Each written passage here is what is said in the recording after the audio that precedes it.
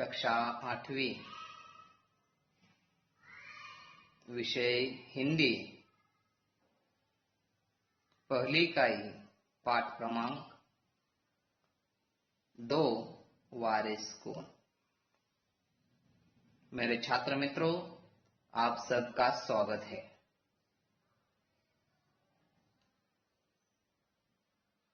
वारिस कौन? वारिस यानी के उत्तराधिकारी, जिसे हम वारस भी कहते हैं। इस गद्य की लेखिका है विभा रानी जी। सबसे पहले छात्र मित्रों, विभा रानी जी का हम परिचय देखते हैं।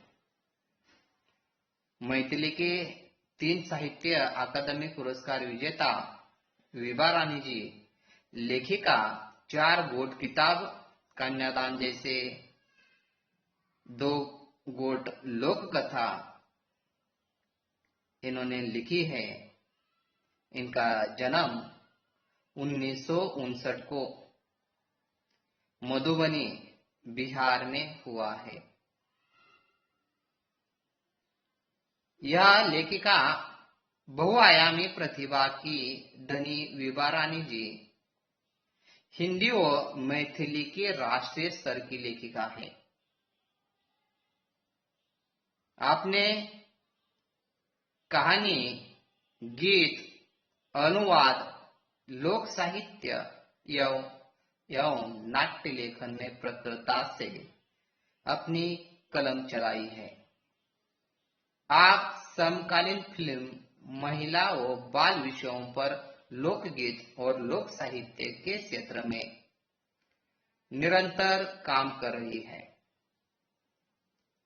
विभा रानी जी की प्रमुख कृतियां हैं चल खुसरो घर अपने, मिथिली की कहानियां, गोनू झा के किस्से,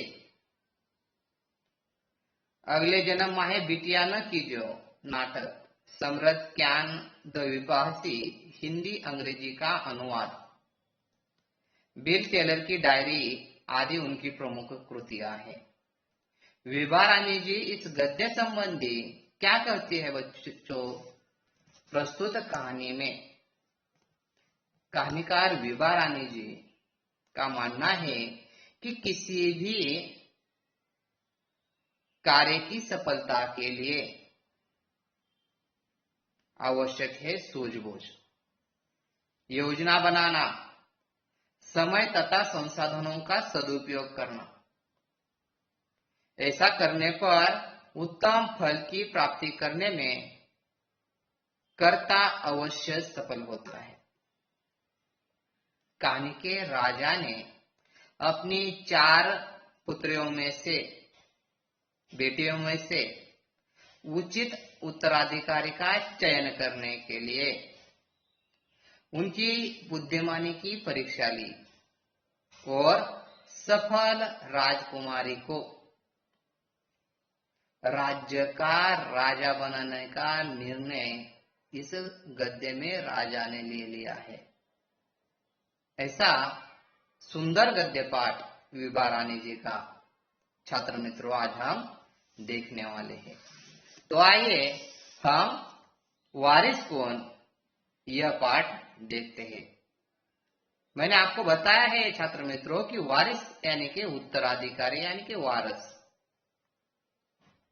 देखो, एक राजा था, उसके 4 बेटियां थी। राजा ने सोचा कि इन 4 में से जो सबसे बुद्धिमती होगी उसे ही अपना राजपाट सौंपेगा।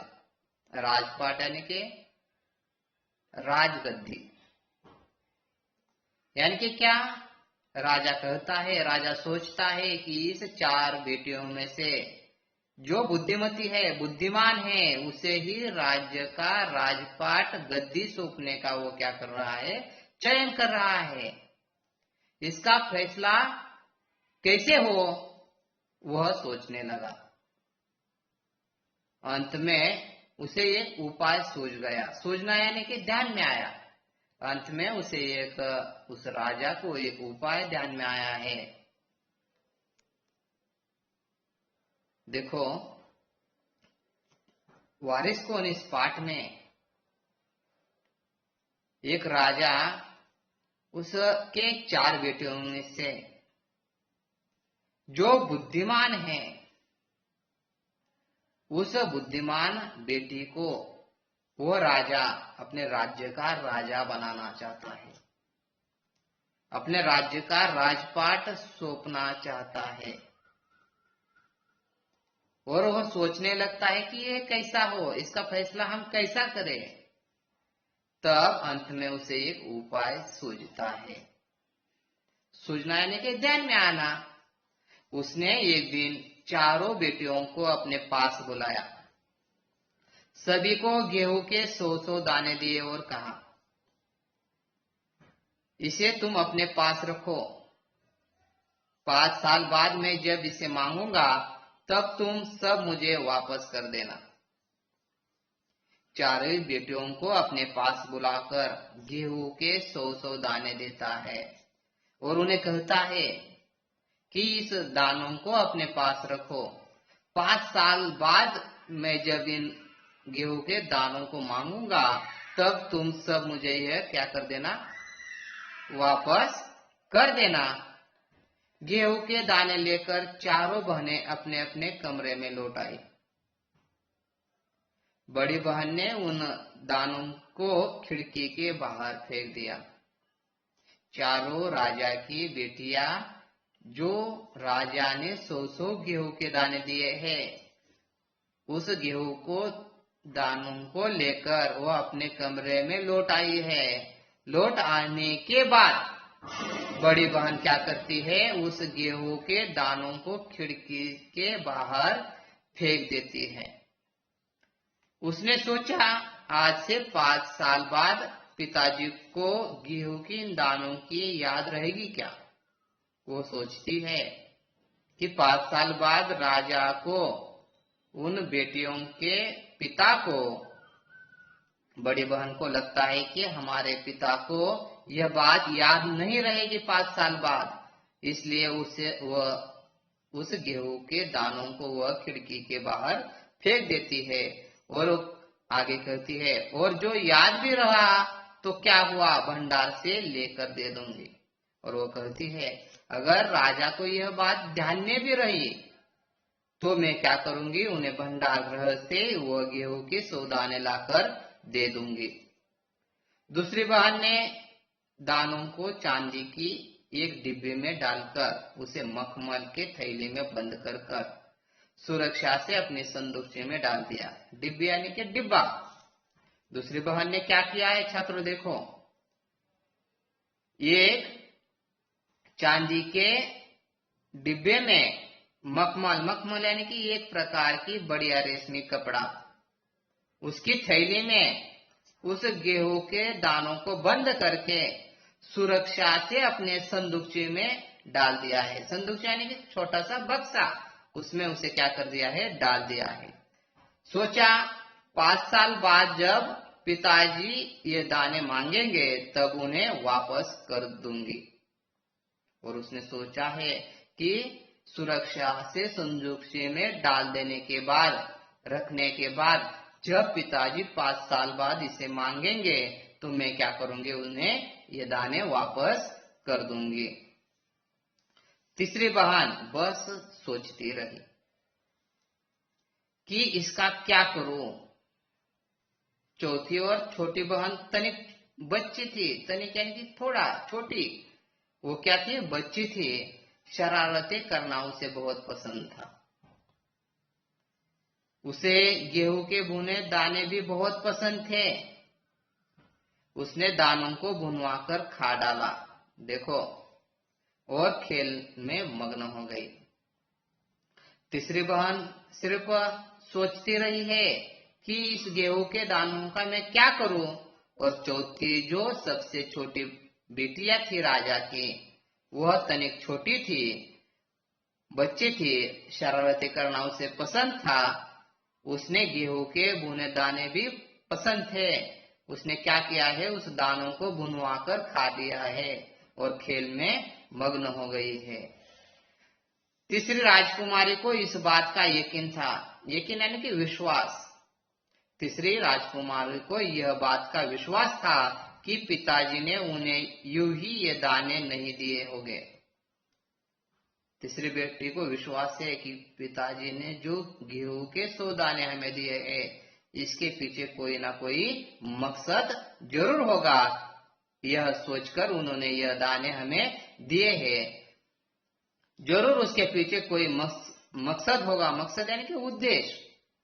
पहले तो उसने भी अपने दूसरी बहनों की तरह ही उन्हें सहेज कर रख देने की सोची। सहेज कर यानी कि संभाल कर रख देने की सोचा है, लेकिन वो ऐसा न कर सकी।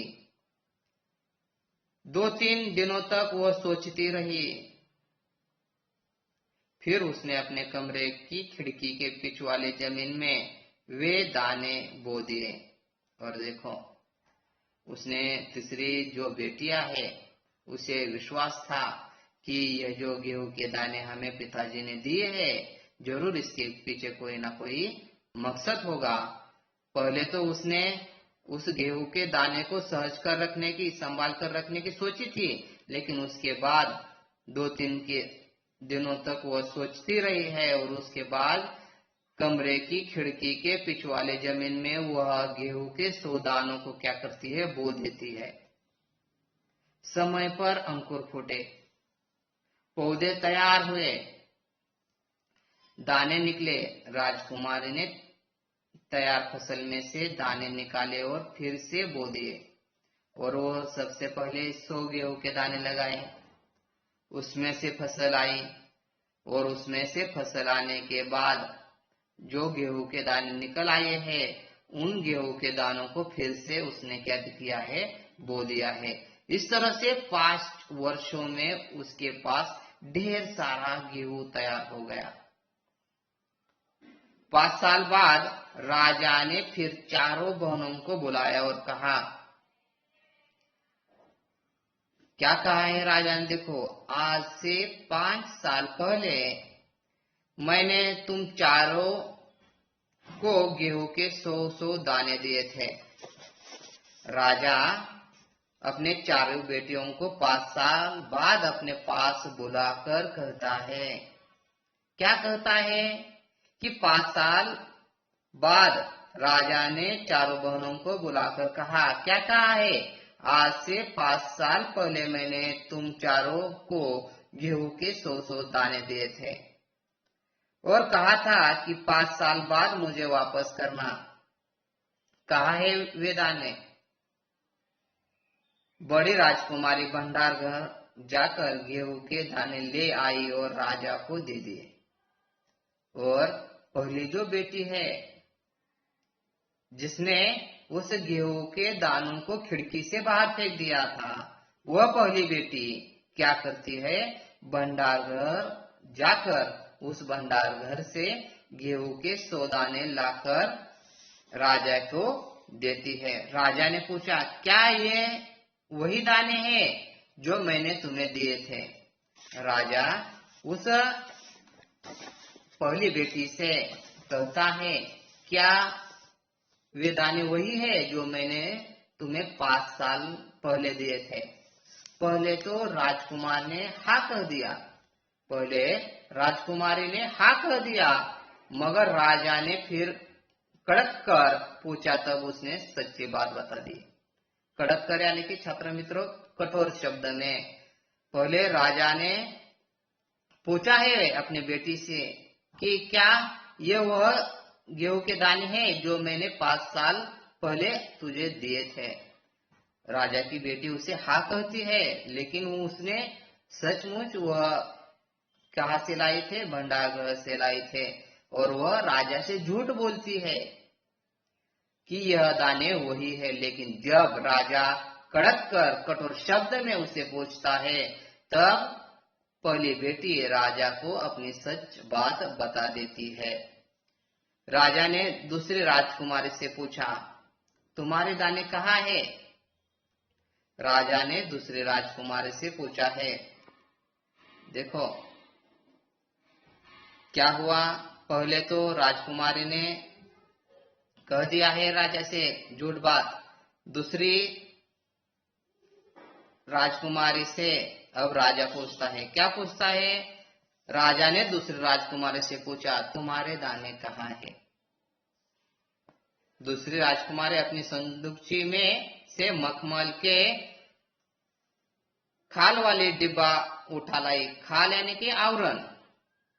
देखो दूसरी राजकुमारी क्या करती है?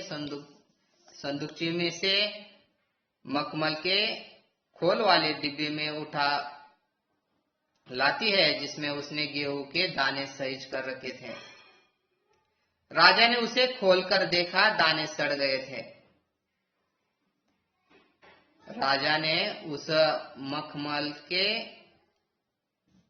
आवरण में खोल में रखे हुए डिब्बे को उठा लेकर देखता है, उस गेहूं के जो 100 दाने हैं वो 100 दाने क्या हुए हैं? सड़ गए हैं। तीसरी राजकुमारी से पूछा, तुमने क्या किया इन दानों का? तीसरे ने कहा, मैं इसका उत्तर आपको अभी नहीं दूंगी, क्योंकि जवाब पाने के लिए आपको यहाँ से दूर जाना पड़ेगा और मैं वहां आपको कल ले चलूंगी। और तीसरी राजकुमारी से पूछा है, तुमने क्या किया उन दानों का? तीसरी ने कहा, मैं इसका उत्तर आपको अभी नहीं दूंगी, क्योंकि जवाब पाने के लिए आपको यहाँ से दूर जाना पड़ेगा और मैं वहां आपको कल ले चलूंगी। राजा ने अब चौथी और सबसे छोटी राजकुमारी से पूछा। उसने उसी बेपरवाही से जवाब दे दिया, बेपरवाही से, लापरवाही से जवाब दे दिया है, उन दानों की कोई कीमत है पिताजी? वैसे तो ढेरों दाने भंडार में पड़े हैं, आप तो जानते हैं ना, मुझे गेहूं के भुने दाने बहुत अच्छे लगते हैं, सो मैं उन्हें भुनवा कर खा गई। ऐसा लापरवाही से, बेपरवाही से जवाब वो छोटी राजकुमारी अपने पिताजी राजा को देती है। आप भी पिताजी किन किन चक्करों में पड़ जाते हैं? चक्करों में पड़ जाना, दुविधा में पड़ना। छात्र मित्रों, चक्करों में पड़ जाना यानी कि दुविधा में पड़ना। सभी के उत्तर से राजा को बड़ी निराशा हुई। सभी के उत्तर से राजा को बड़ी निराशा हुई। चारों में से अब उसे केवल तीसरी बेटी से ही थोड़ी उम्मीद थी। उम्मीद यानी कि आशा।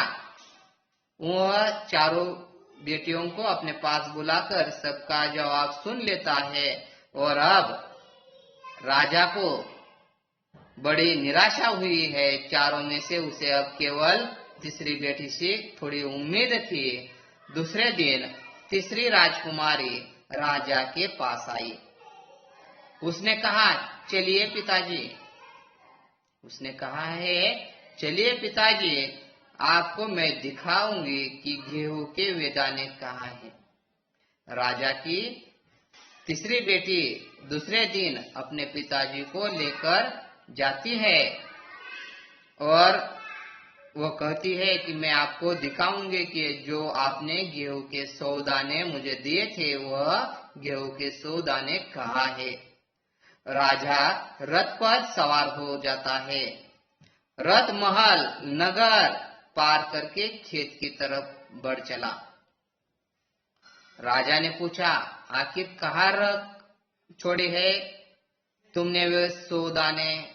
इन 100 दानों के लिए मुझे कहाँ कहाँ के चक्कर लगाओगी? ऐसा राजा अपनी तीसरी बेटी से, राजकुमारी से वह कहता है। तब तक रथ एक बड़े से हरे भरे खेत के सामने आकर रुक गया। राजा ने देखा सामने बहुत बड़े खेत में गेहूं की फसल थी। देखो, राजा ने देखा है रथ जहां पर रुका है उसके सामने बड़े हरे भरे खेत में गेहूं की फसल बहुत ही अच्छी तरह से आई है। यह राजा ने देखा है। उसकी बालियां हवा में झूम रही थी, बालिया यानी कि पौधों का वह भाग जिसमें दाने लगते हैं। छात्र मित्रों, जैसे राजा को कोई खुशी भरा गीत सुना रही हो। राजा ने हैरानी से राजकुमारी की ओर देखा और राजकुमारी ने कहा, पिताजी, ये है वे 100 दाने जो आज लाखों लाख दानों के रूप में आपके सामने हैं। मैंने उन 100 दानों को बोकर इतनी अधिक फसल तैयार की है। ऐसा तीसरी राजकुमारी, तीसरी बेटी राजा से कहती है। राजा ने उसे गले लगा लिया और कहा, गले लगाना, प्यार से मिलना। राजा ने उसे गले लगा लिया है और कहा है, अब मैं निश्चिंत हो गया। गले लगाना, प्यार से मिलना, और राजा कहता है कि अब मैं निश्चिंत हो गया हूँ, तुम ही मेरे राज्य की सच्ची उत्तराधिकारी हो। और तीसरी जो बेटियां है, तीसरी जो राजकुमारी है, उसे राजा कहता है कि तुम ही मेरी सच्ची उत्तराधिकारी हो, तुम ही वारिस हो। ऐसा राजा अपने तीसरी लड़की से, तीसरी राजकुमारी से कहता है और तीसरी जो राजकुमारी है उसे अपने राज्य का राजपाट यानी कि राजगद्दी सौंप देने की वह ठान लेता है। इस तरह से छात्र मित्रों, विवाह जी ने जिस प्रकार से कहा है कि अगर हम कार्य की सफलता के लिए सूझबूझ करते हैं, योजना बनाते हैं, समय तथा संसाधनों का सदुपयोग समय पर करते हैं, तो हमें उत्तम फल की प्राप्ति कर्ता को अवश्य ही सफल होती है। ऐसा हमें विवाह रानी जी ने कहा था। उसी प्रकार से यह जो तीसरी लड़की है, तीसरी राजकुमारी है, उसने क्या किया है, सूझबूझ कर, योजना बनाकर उस समय का क्या किया है, सदुपयोग करके अपने कार्य को सफल बनाया है। और उससे वह अपने बुद्धिमानी से उस राजा का जो राज सिंहासन है वह क्या करती है, हासिल करती है। छात्र मित्रों, यहीं पर हमारा यह वारिस कौन, यह पाठ हमारा यहीं पर समाप्त होता है। धन्यवाद।